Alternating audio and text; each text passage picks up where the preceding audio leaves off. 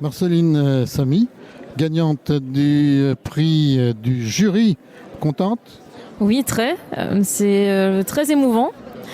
Ça m'a fait très plaisir de recevoir ce prix, qui est vraiment un prix important, je trouve. Tu viens d'où? Je suis dans les Vosges. J'habite actuellement à Neufchâteau, mais je vais déménager très prochainement vers Saint-Dié-des-Vosges. Plus en montagne, on va dire. Oui, un peu plus proche d'ici. Et tu fais quoi dans la vie? Tu fais de la sculpture? Je fais de la sculpture sur bois. Pour l'instant, je travaille.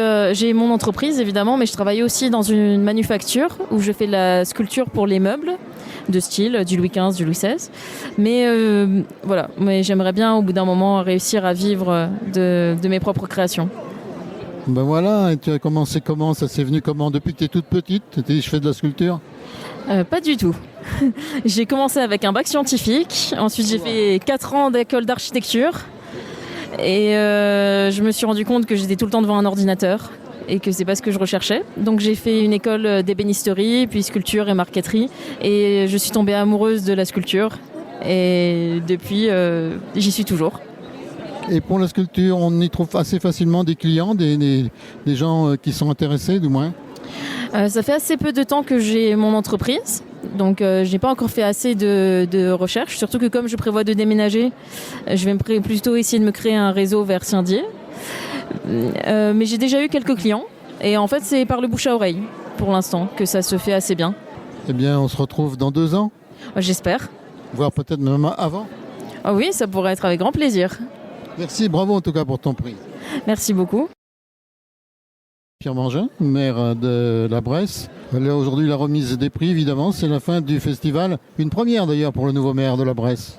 Une première en tant que maire, sinon je viens quand même tous les 2 ans ou chaque année à l'époque participer, être spectateur du festival. C'est vrai que c'est 10 jours qui sont magnifiques parce qu'on voit qu'à partir d'un morceau de bois, on arrive à faire une œuvre d'art et c'est toujours un plaisir de venir au festival. Satisfait de cette édition? Ah bah oui, et puis vraiment de la diversité, aussi bien la pierre, le métal, le bois, des invités d'honneur de très grande qualité, une pièce de théâtre sur Camille Claudel de haut niveau, c'était vraiment 10 très belles journées. Alors, dans 2 ans, nous nous retrouvons et avec le consortium des radios, nous serons ensemble encore une fois, mais mieux encore dans 2 ans que cette année. Mais Pierre, la pérennité du festival est assurée? Ah bah on se donne de toute façon rendez-vous dans 2 ans, ce sera forcément mieux parce qu'il fera beau et chaud, on n'aura pas froid comme cette année et ce sera un plaisir de raccueillir à nouveau toutes les radios. Eh bien sûr, mais c'est un rendez-vous dans 2 ans, parce que ça représente quand même un certain budget. Bah oui, c'est un budget, mais bon, la culture, c'est aussi un investissement, c'est de l'ouverture d'esprit, ce sont des idées, c'est des rêves, des projets, c'est beaucoup de choses, donc c'est pas seulement un budget, c'est aussi tout ce que ça ouvre et c'est très important. Bravo, ça va être répété dans les radios, cette phrase. En tous les cas, une chose est certaine, c'est que effectivement, dans le festival, il n'y a pas beaucoup de recettes pour quand même beaucoup de dépenses. Après oui, c'est les dépenses qu'on se donne. On voit quand même qu'il y a énormément de bénévolat. C'est ce qui permet de faire vivre le festival. Des gens qui donnent de leur temps, qui donnent de leur savoir-faire gratuitement. Et c'est le principe des bénévoles. Et la Bresse, on est riche de ça. Et c'est grâce à ça qu'on arrive à faire des festivals d'une aussi grande qualité. Merci Pierre et à bientôt. Merci à vous. Guy Wexler, ancien maire de la Bresse. Alors c'est à ton époque que ce festival s'est créé?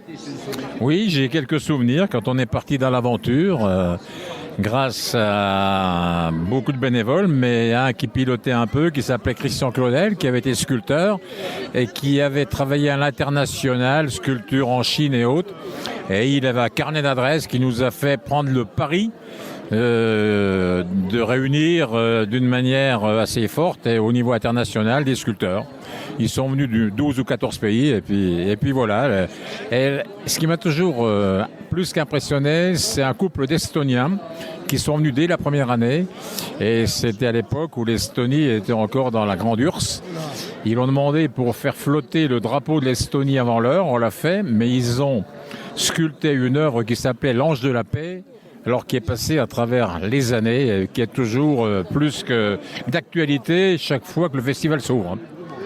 Et ce festival, il a fallu le financer. Je suppose que ça n'a pas été trop facile. Mais surtout au début, parce qu'il fallait faire ses preuves.